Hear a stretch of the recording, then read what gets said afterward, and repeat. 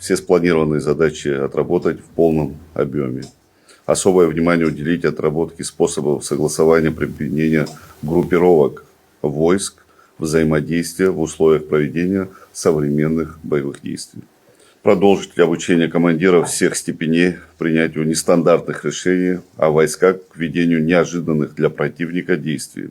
Уделить внимание мобильности, умелому маневру войсками и огнем, решительному переходу от одного вида военных действий к другому в сжатые сроки. На этих учениях принимают участие представители Генерального штаба Вооруженных сил Российской Федерации с учетом богатого опыта применения новых современных видов оружия, применения войск в современных условиях. Нам необходимо воспользоваться тем опытом, которым обладают наши коллеги.